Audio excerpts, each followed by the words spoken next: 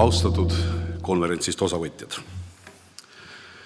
Ma pean tunnistama, et mul on päris hea meel, kui ma sain selle konverentsi korraldajate poolt ettepaneku esineda tänasel järjekordsel ühistegevuse konverentsil.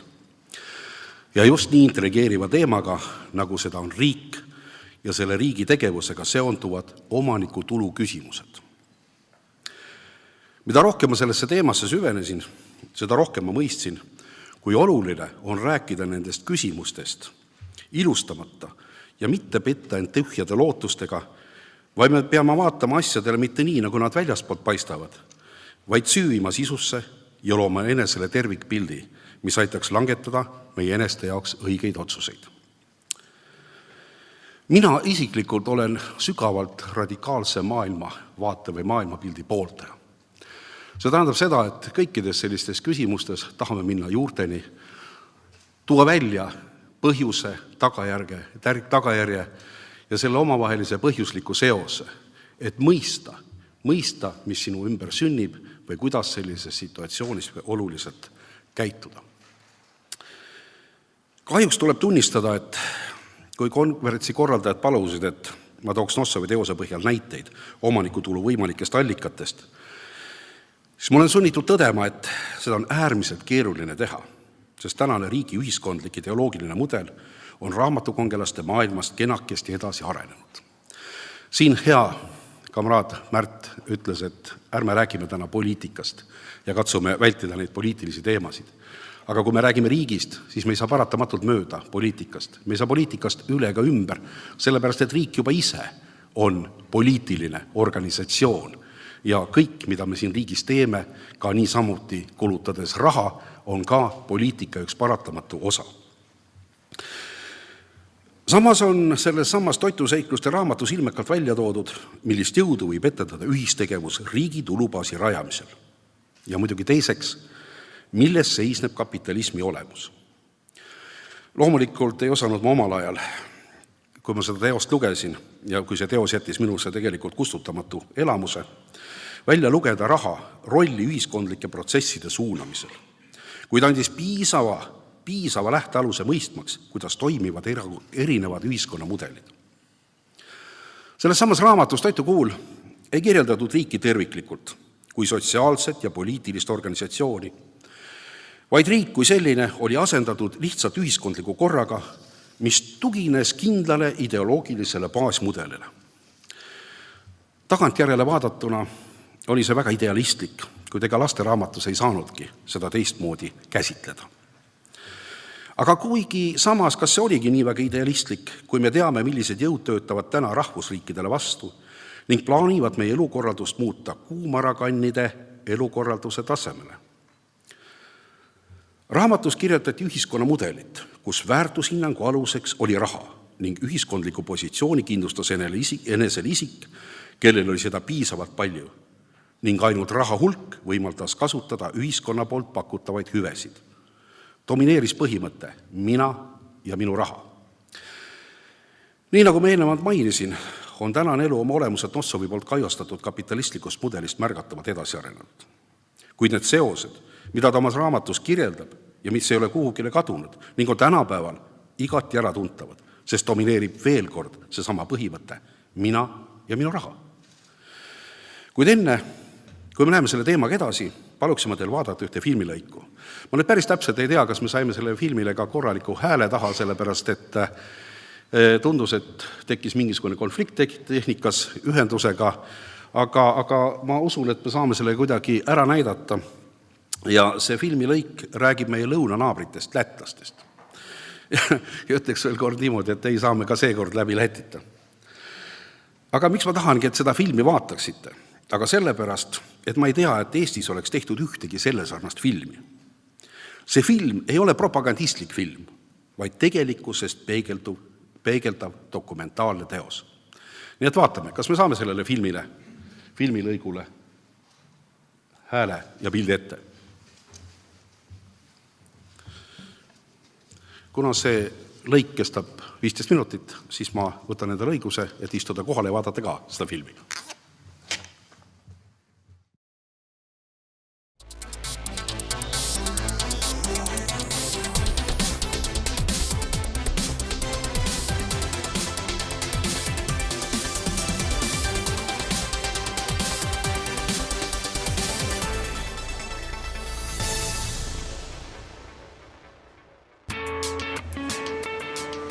Selles tsehhis töötatakse lausa saksa täpsusega. Kõik liigutused on lihvitud automaatseks. Nii valmib Salatskriva tehases kuulus Läti bränd Sproti. Liinil ei ole mehi. Siin öeldakse, et kala armastab naiste käsi. Läbi nende käte käib kuni 10 tonni kilu ööpäevas. Siin sorteeritakse, suitsutatakse ja pannakse purki toodangut juba 1996. aastast. Varem oli parem, praegu on veidi halvemaks läinud. Praegu näete, on teine suitsutamise tehnoloogia, valge. Varem oli selline ilus pruunikas, praegu enam nii ei tohi. Varem oli maitsvam. Leimi on veendunud, et varem oli kala suurem, tellimused rammusamad ja tootmine mastaapsem. Töötati 2-3 vahetuses, praegu ainult 1. Varem liikus kala itta Venemaale, praegu läände, kuid kordades vähem ja kiri karpidel on ikka vene keeles. See kilu läheb Saksamaale, siin on vene keeles ja siin saksa keeles ja läheb sinna turule. Iga klient valib ise. On neid, kes eelistavad vene keeles ja neid, kes saksa keeles, aga nendel kleebistel on ainult saksa keeles. Klient valib tõesti ise ja Venemaa valis. Vastuseks lääne sanktsioonidele valis ta toiduainetele embargo ja Baltimaadele sulgus suur toiduainete turg.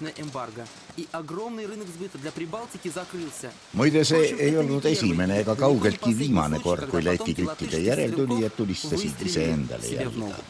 Kui Vene turg sulgus, jäid paljude ettevõtete ladudesse suured jäägid, mida nad ei suutnud müüa ja mis dumpinghinnaga paisati turule. See rikkus turu ja ka toote hinna. Очень обвалила рынок и цену на продукцию. И, в принципе, отрасль по сей день сейчас выкарабкивается, да. Põhimõtteliselt need tootjad, kellel puudusid teised turud, jooksid oma ettepanekutega laiali ja põhimõtteliselt kõik jätkavad ka praegu tootmist kahjumiga. Salatskriva tehas suutis jääda vee peale, kuid võrreldes nõukogudeaegse perioodiga vähenes tema toodangu maht 7-8 korda. Ka selle jõe kaldal oli Salatskriivas konservitööstus, kuid nüüd on siin tsehhi asemel ainult varemed. Tehas lammutati siis, kui Läti astus Euroopa Liitu. Siis otsustati Brüsselis, et tehas, mis töötas nõukogude ajal, ei vasta kõrgetele eurostandarditele. Praegu ma kõnnin seal, kus varem oli konveier ja osa seinast on säilinud siiamaani. On kujunenud tavaliseks praktikaks, et kui riik tõmmatakse Euroopa Liitu, siis erinevatele põhjustele tuginedes hävitatakse kohalik tööstus ja seotakse uus liidu liige otse kohe laenude ja dotatsioonidega. Niinimetatud eurofondidest eraldatakse vahendeid infrastruktuuride arenguks. Ametliku versiooni kohaselt selleks, et viia elatustaseme näitajad arenenud maade tasemele. Kui me astusime Euroopa Liitu, siis me rääkisime, et see ei ole eesmärk, vaid vahend, mille abil me saame oma elatustaset ja kõike muud parandada. Kuid nagu näitab praktika, lähevad kõik numbrid allapoole, kõik muutub hullemaks ja hullemaks. Jaanis Jurgans on esimene välisminister pärast Läti väljumist Nõukogude Liidust, 4-kordne seimisaadik, kes teab väga hästi, mida tähendab Brüsseli heategevus. 2007. aastast on Riiale eraldatud üle 9 miljardi euro, kuid see raha ei tööta majanduse hüvanguks, kasvab ainult korruptsioon, on ökonomist Einar Straudinškin. Nendel valimistel kandideeris ta partei alternatiivide eest ridades, mis tegi ainsana ettepaneku lõpetada Venemaa vastased sanktsioonid. Ma võin täna nimetada 10 projekte, kus projekt ise oli loodud spetsiaalselt ja nagu on kombeks rääkida nende rahade omastamiseks. See tähendab ilma eesmärgita, vajaduseta ja ka vajaduseta tulevikus. Sellepärast, et suur osa niinimetatud Euroopa Liidu rahadest paigutati tervishoiu infrastruktuuridesse, maakeskkonna infrastruktuuride arendamisse, kusjuures täna on need objektid, kuhu paigutati miljoneid ja 10 miljoneid, mis moodustab 5/6 kogu Läti riigi aastaeelarvest juba suletud.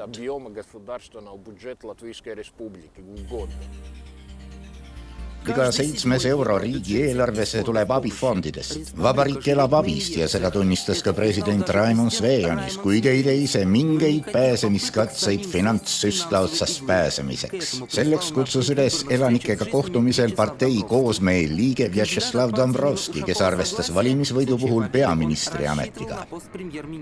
Mitte kunagi ei ole olnud midagi sellist, et pikaajaline majanduskasv saavutatakse kellegi abiga. Kui osutatakse abi, siis see kallutab riigi eesmärgist eemale. Ütleme nii, et meil on soov iseseisvalt töötada. Kui me elame dotatsioonidega, siis motivatsioon õppida ise kala püüdma on minimaalne. Seimi valimiste kokkuvõtteks kogus Koosmeele partei, keda siin peetakse venemeelseks, peaaegu 20% häältest ning osutus liidriks.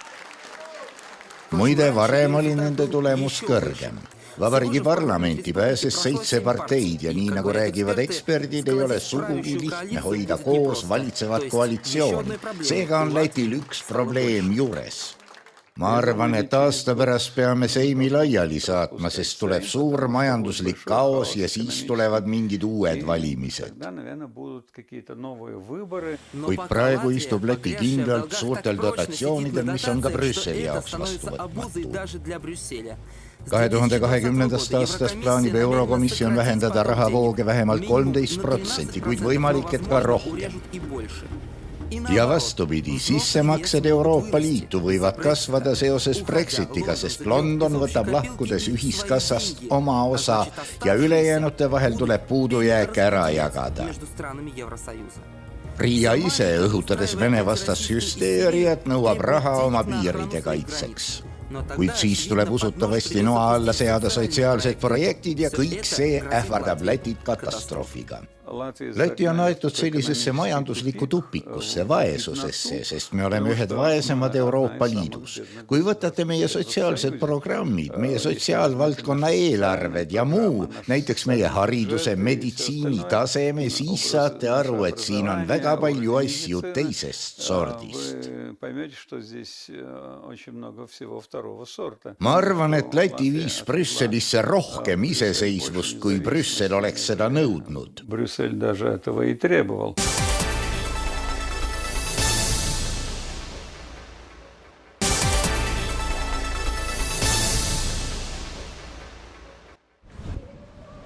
Vaatamata kõigile majanduslikele probleemidele kavatseb Läti tähistada iseseisvuspäeva suurejooneliselt.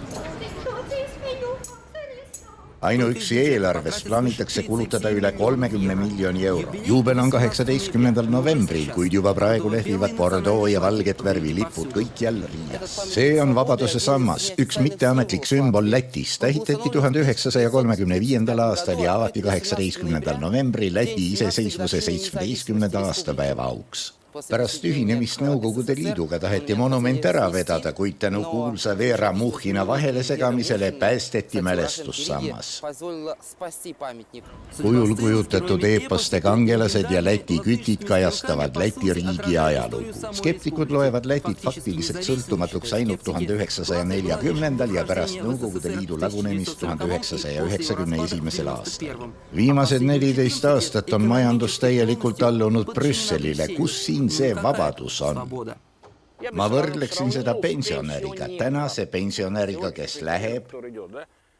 Inimene on elus, ta elab, tegelikult ta jääb ellu, kuid mingit perspektiivi tal faktiliselt ei ole.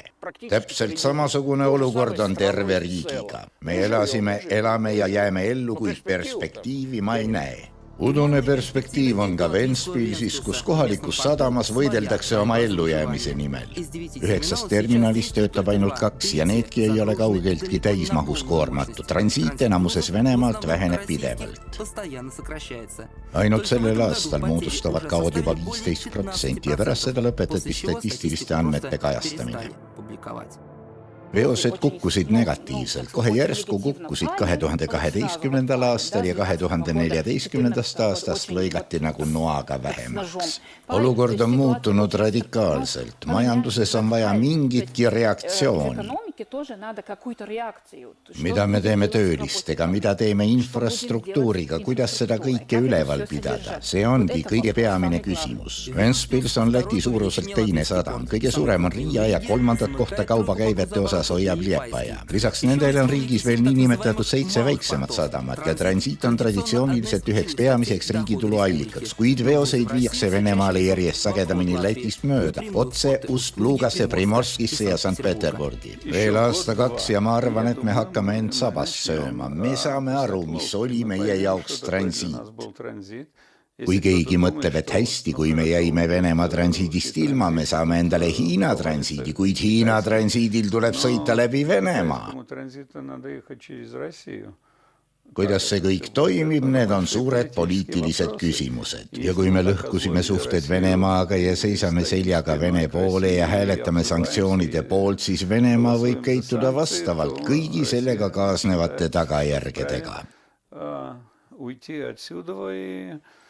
И со всеми вытекающими последствиями. Meie majandusse üldse, mitte ainult eelarvesse, tõi transiit sisse €1 miljard aastas ja selles sektoris töötas 80 000 inimest.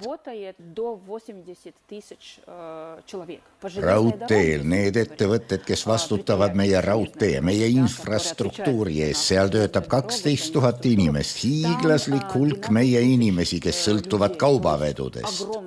Число наших жителей, которые зависят от транзита, от грузов. Juba Vene impeeriumi ajal oli raudteeühendus Moskva-Ventspilsi vahel lühim tee Baltikumini ja ehitati Nikolai teise käsul. Nüüd Vene transiiti taga ajades võetakse ka Balti riikide vahel üles raudteeühendused. Siin on nüüd Läti tee mitte kuhugi elus illustratsioon. See on 2 riigi, Läti ja Leedu vaheline tupiktee. Leedu algab kohe seal silla taga. Varem sõitsid seda ühendusteed mööda rongid Läti sadamatesse Riiga ja Liepajasse, viies sinna enamuses naftaprodukte. Kuid 10 aastat tagasi otsustas Vilnius remondi ettekäändel raudtee üles võtta ja rongid hakkasid Läti sadamate asemel liikuma Leedu sadamasse Klaipedasse. Pragu sillas on nagu sümbol järjest suurenevast lõhest Balti riikide vahel. Me kaotasime 10 aastat, see on 10 aastat ja seda on väga palju ja tublid. Nii ma võiksin öelda raudteelaste kaebuse kohta leedulastelt kompensatsiooni saamiseks. See oleks õiglane. Võtsite relsid üles, siis makske kuskil 57 miljonit. Makske, sest meie kaotasime. Läti riik kaotas maksude näol. Raudtee ehk riigiettevõte kaotas samuti. Samamoodi kaotasid eravedude tegijad. Läti ei kaota mitte ainult raha, vaid ka majanduslikult aktiivset elanikkonda. Jäädes oma enesemaal töötuks, emigreeruvad inimesed massiliselt läände. Samas on Baltikumis tööjõu defitsiit, mida leevendatakse võõrtöölistega.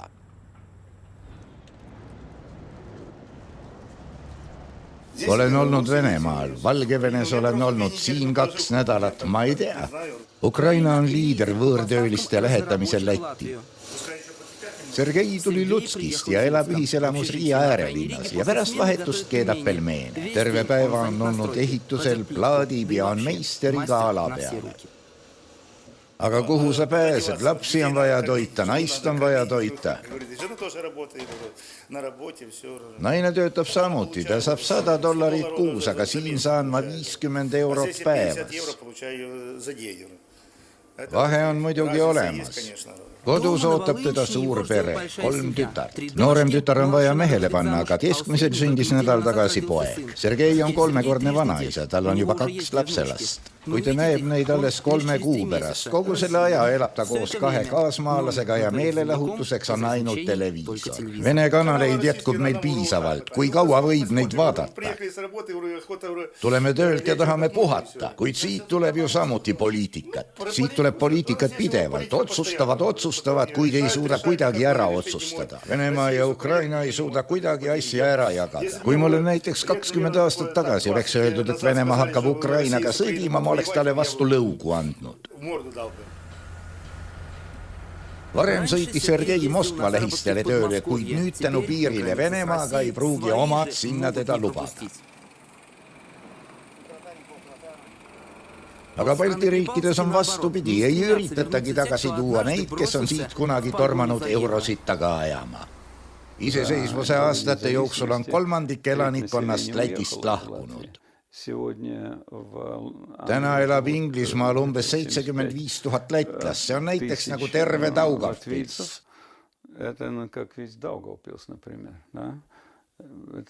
See on väga suur arv.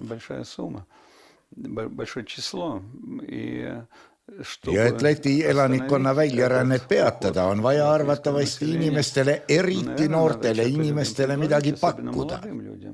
Täna ei räägi keegi nendele inimestele, kes õpivad ja lähevad keskkooli, et neid ootab siin ees helge tulevik.